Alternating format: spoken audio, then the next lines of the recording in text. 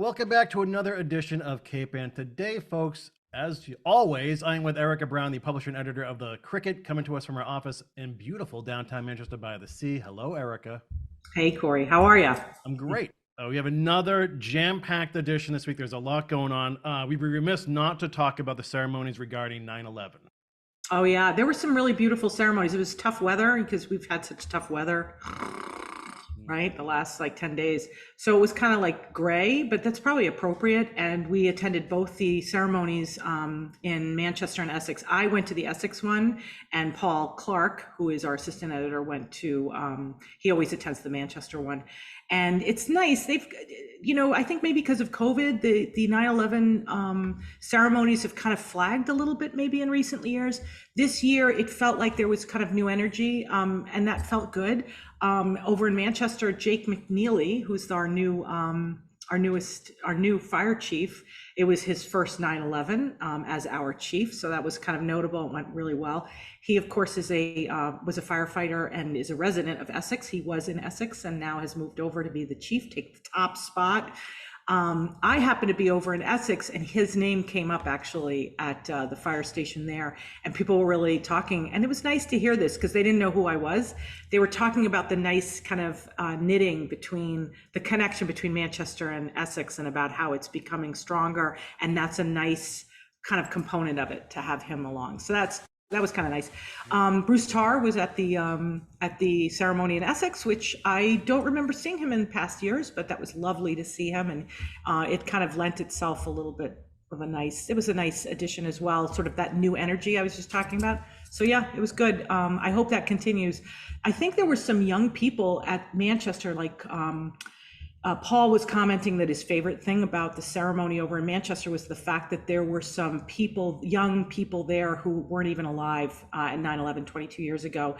And he said, it's really nice to see sort of that next generation coming along and, It's an interesting appreciate point. I actually noticed a lot of that on social media too, Instagram, TikTok, things like that. There are a lot of younger people with Yeah, some nice tributes. So, yeah, great. So, and awesome accompanying photos, by the way, Eric. We should point yeah. out. Thank you. So, Erica, do we want to touch upon the latest with the MBTA task force? Where do we stand with that?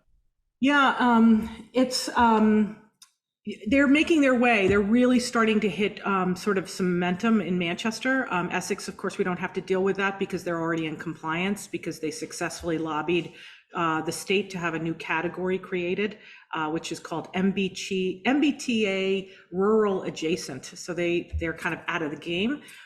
Manchester is still in the game. They've got a consultant who is now assessing with real clarity and real, detail exactly what is the assessment of where Manchester stands right now with compliance to create a zone, an overlay zone that would allow by right. It certainly doesn't mandate it, but it would allow by right a certain multifamily district within a half a mile of the train station.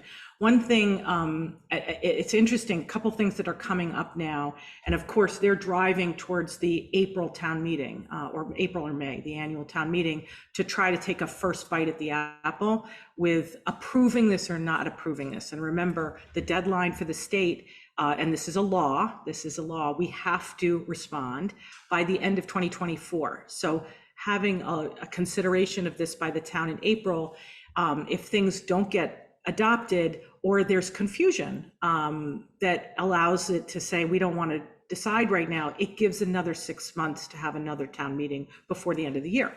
So they're on schedule now.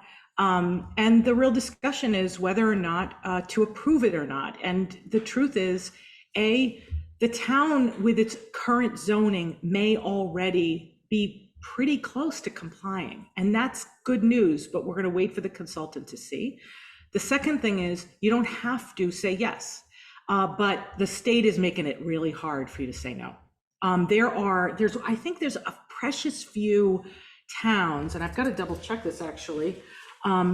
People are saying, well, there are other towns that have said no to this. If you say no and say, we're not going to do this, state of Massachusetts, then what happens is you don't get to apply for certain grants. And there are a lot of people in the MBTA zone that are saying, well, that's not really going to affect us, and the truth is, They're analyzing that as well. So we'll learn if that's actually a true statement or not. They have mentioned these elusive other towns in Massachusetts that have said no, and there really are very, very few of them, and they're rural. And one of them is the town of Holden, Massachusetts. And I'm going to take a little bit of a deep dive into Holden because apparently, and this is actually just what I've heard, I haven't studied this myself, but apparently Holden didn't even, I do know this, they didn't even respond to the very first requirement, which was to send in paperwork that tells the state that you're considering it, right? And everybody does that, even if they're going to say no to it later, right? Except for Holden. Holden didn't even respond and said, we're not even going to consider it. And so they're the one town or the municipality that you can see what happens when somebody does that. And apparently, and this is where I say I've heard it, but I haven't read it. Apparently, the state of Massachusetts has responded to Holden in a pretty tough manner. And I don't know what that means. But I do know that once we study it, we'll see what happens to other towns who decide that they're not going to comply. And this, of course, is going on with the city of Gloucester and the town of Rockport and Ipswich. This is, affecting all of the towns that are serviced by the commuter rail. And there you have it. One other thing I'll just say that happened last week at the meeting or a week and a half ago. And you did say shortly you wanted to, this was short, right? Yeah, we're just touching upon it here. Yep. Thumbnail information. But that's the last thing I'll say. Up until now, there's been this narrative that, well, and I've said it to you actually when we've talked about it, where they say, well, Manchester's a little different for two reasons. Number one, the rail bed, kind of the railroad bed goes through wetlands. And so, these are floodplains. And people are saying, well, why are we going to increase density within this train station when the fact is we are a vulnerable coastal community? And that's a super legitimate, point of discussion. But one of the things that has been said was, and half of the radius of the 180 degrees is water. Remember, we've talked about this, right? So you say, how can you ask for density when we only have half of the land to provide that density, right? Well, last week, the consultant provided the first aerial map that actually had sort of the official thing. And you realize that's not actually true. About 280 degrees out of the circle, out of the 360 is land. It's just that a lot of it is Smith's Point, and Smith's Point is like the Tony part of Manchester, which is already a Tony town. So it's Tony within the Tony. And so it's almost as if people ignore the fact that that part of town exists. Like, it's water. Anyway, I just thought it was kind of funny. We're not going to get multifamily districts in Smith's Point, I guarantee it. But it was kind of interesting to sort of see the messaging that even I was kind of a victim of. Even I was going along with it, saying, yeah, half of the 180 degrees is water. And it's actually not true. Mm-hmm. So there you go. I was kind of a point of levity. Anyway, there you go. Well, let's talk about the Elder Brethren, Erika, because I've worked with them in the past too, and that organization's been around for well over 100 years now, right? Yeah, it's like 100 and, I don't want to say like 110, 120, something like that. Yeah.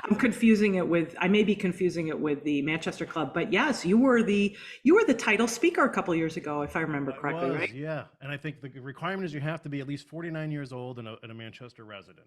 That's right, exactly. And most people, because Elder Brethren is such an old kind of old-timey phrase, right? Elder Brethren. It's a fraternal organization, men only, and you have to be over 49 years old, as you just mentioned. 49 was elderly 120 years ago. Yeah, but you know what's so funny is it's really a lovely organization, and it's kind of in the last several years, it's kind of been aging, right? The old Elder Brethren has been aging. It's bad if that's happening. Yeah. But you've been waiting for sort of the younger generation to come up, and like a lot of organizations like that, the Masons, the Legion, the Elder Brethren, Manchester Club, you wonder if the next generation is going to be interested, right? So guess what? They had a really wonderful showing this year. And it was really fantastic. And you could, not that I know personally, because I'm not allowed to go. I offered to take pictures once to say, oh, I'll come and take photographs of you. No, thank you, Erika. And the guys just get together once in a while.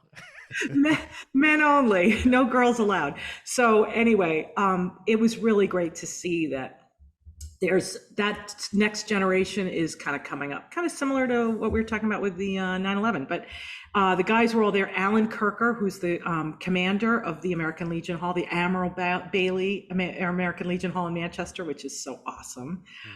Which, by the way, shout out to the Legion that you can now be a member if you have a relative. Like my father fought in World War II, and so I'm a member, which is great. That's fantastic. $30 a year, and it's the best bar in town. It is. Anyway, it is. It's got the best thing. Anyway, so Alan Kirker, the commander, actually won this Slade Eaton Trophy, which is like the big trophy and the honor.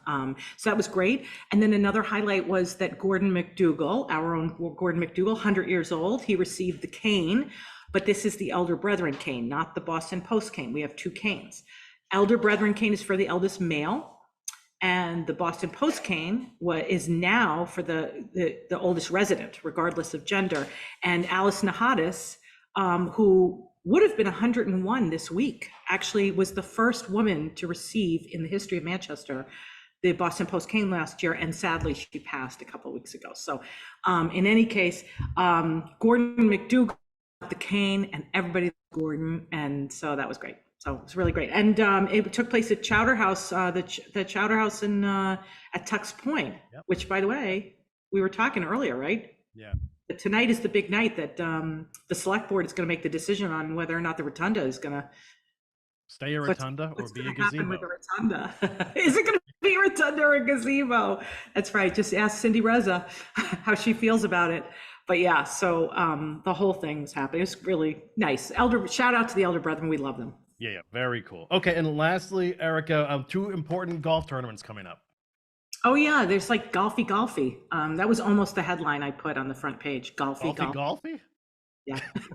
I didn't do it though.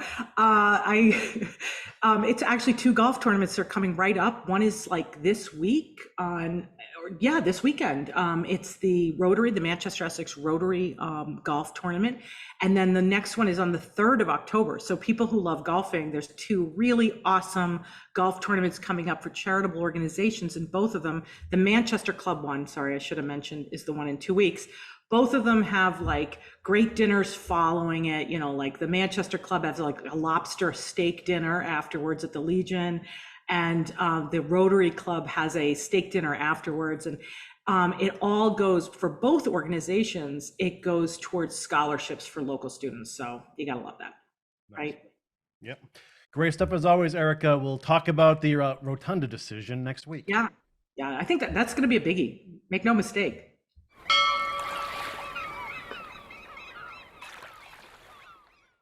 Interested in a sponsorship? Email sponsor@1623studios.org to learn more.